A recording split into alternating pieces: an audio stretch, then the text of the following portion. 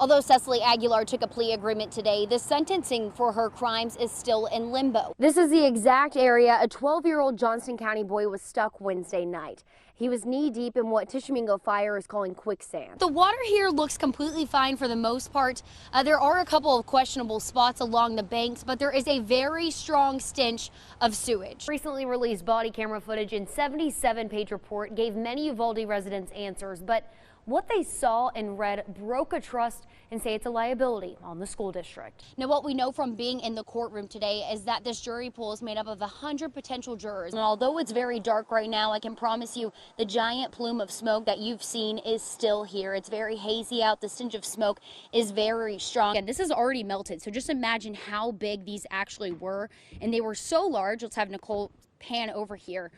We have houses in this subdivision that have windows shattered from this hail. It was this specific train car that was vandalized, but as you can see, city crews have already painted over it. Police tell me that a man committed several crimes between where I'm standing and the drive-through line, including a kidnapping of a 17-year-old girl and her mother. The spotty areas, the spotty outages, that's what utility leaders are expecting. And this goes to show this is the aftermath of those conditions mixed with fireworks. In the last couple of minutes, we have learned that at least one officer from Temple PD, at least one officer from Troy PD fired their weapons. But if you come here to the Brazos River, it might look a little higher, but the thing is, all of this is going to keep flowing downstream. The school district's main focus, main point of business is in the classroom, and they have to close in on the teacher vacancies.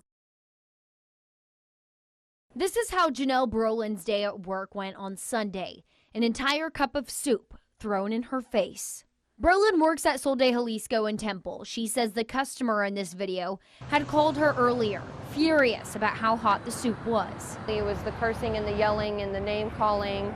And I said, yes, I completely understand your frustration. I'm so sorry. Police said the woman claimed the soup was so hot it melted the plastic lid. But the alleged verbal attacks turned physical when the customer came back to the restaurant. So right here, she's coming in. She says, no, there's no way you're a manager. I want to speak to a real manager. Brolin says in this video, the woman is cursing at her and making threats. And that's when it happened. An entire cup of soup thrown in her face. My first thought was, what just happened? Why is this happening? And I realized I couldn't open my eyes. And I wiped away and I realized, I was like, wow, she threw that at me. She really threw that right at me. The spices of menudo burned Brolin's eyes and nose and even gave her a bloody nose. Kind of the force she put behind it is really also what hurt, because that going straight into your eyes that was a lot too. My name's Dylan Osterland. I grew up in Waco. I've just loved Baylor ever since, wanted to be a Baylor Bear. Dreams have come full circle for this 21-year-old. He's got roots in Waco and many stories of time with friends to share. We definitely just loved being outdoors, loved riding our bikes, loved swimming, loved exploring. Their many adventures often brought them to a neighborhood creek. For Dylan, there's one specific journey that will never drift away. There was definitely just a moment of panic, and I was scared. I thought I was going to die for sure. The creek here is only flowing at a trickle, but when Dylan and his friends came to play, the water became a powerful force that was dangerous and almost deadly. On a March day in 2016, the low water crossing at Harris Creek looked a lot like this. I just remember being swept into the culvert, and instantly I was just terrified, screamed for help. Dylan was just 14 years old and was on the edge of drowning. The water was about to my nose level when someone wasn't holding my head up. I just jumped in and got underneath him and held his arm up on one side. Scott Salmons was there in a matter of seconds, knowing the situation for Dylan could be do or die. He said, you're hurting my arm, and I said, I'm not letting you go. My biggest fear was that he might slide down further into the hole and then be stuck underwater. Call came in of possible drowning, teenage person stuck in a storm drain.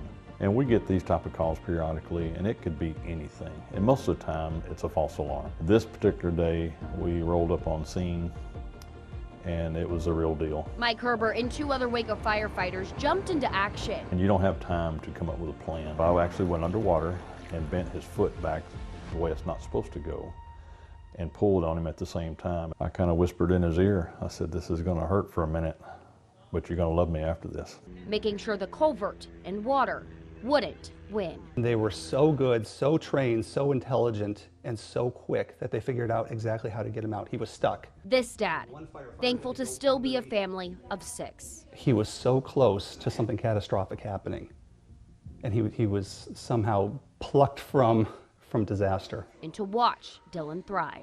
Just incredibly grateful for these people. He was given that opportunity thanks to these firefighters.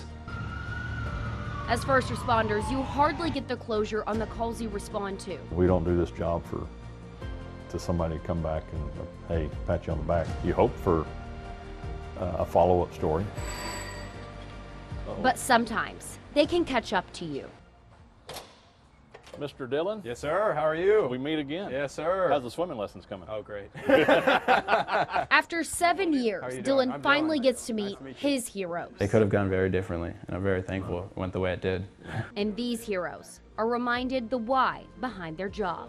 You know, we have a saying, you risk little to save little, risk a lot to save a life. This life was saved, and that's a happy memory that you want to have overshadowing the bad ones. Yeah, for sure. Reflecting on the lessons learned. Dylan is very lucky, given the situation, because the situation he was trapped in, the water level was actually to his chin, and that's with someone holding his head up. You don't get any closer to drowning right then. A larger percentage of our drowning calls don't end up that well. You got to respect the water. I found out the hard way. Reporting for 6 News, I'm Baylee Bates. In the small city of Hewitt, crimes are few and far between. We're normally nominated as one of the safest cities in the state of Texas. It's one reason why some cases stick out to Hewitt Police Chief Jim Devlin. We look at this case very often. This box holds all the pieces that could lead to answers for the department's oldest known cold case. But after more than 4 decades, It frustrates me to no end to say that I haven't figured this one out yet. Devlin can't quite figure out why someone would kill this man or even who this man could be. It's April 3rd, 1978, when this body is discovered off of what is commonly referred to as Spring Valley Road. A young man in his late 20s or early 30s with shoulder-length hair found in a drainage culvert, shot in the head. He was pushed up in there with a little bit of his feet sticking out. You couldn't see it from the roadway. Devlin says he had been there a few days, already decomposing. You can imagine being in a drainage culvert where water's flowing through. That will have a tendency to destroy a lot of the crime scene as well. He had been discarded with few clues left behind about who he was and how he got there. No wallet, no cash, no identification. Found in a dress shirt like this, Levi jeans, Wellington boots, and a necklace. No fingerprint hits, and now only a bullet fragment is still available for DNA testing. There's not enough on that fragment to even pull off any DNA. And the issue then becomes, the more you test it, the more the potential that the sample that is there could be degraded. Working with the little they have, Devlin soon realized he needed more eyes on this case, and the name Disco Dan was born. It was more so to draw attention because basically the lack of evidence that we have that relates to this case. You know, one of the things you want to do is you want to try to put on as many eyes on a case like this as possible. He created a Facebook page hoping to reach the right person, someone who would recognize his distinct tattoos, especially the one with the letters R and B. We believe it's a personal tattoo, as most are. It has some initials in it.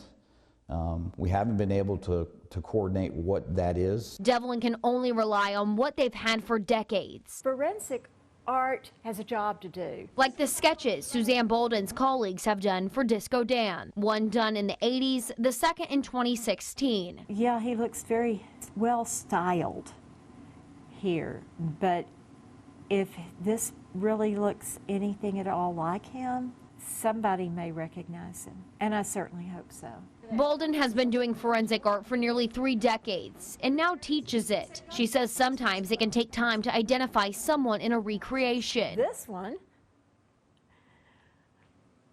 took 41 years. But in cases like Disco Dan, It's really the only thing you've got to go on. Somebody somewhere may see that and it may, like that, but it takes the right person at the right time to see something and recognize somebody. And that's exactly what Devlin is needing after all these years. At one point in time, the information received is going to be true and correct, and it's going to send us on a landslide path, and before you know it, we're going to end up arresting an individual, hopefully.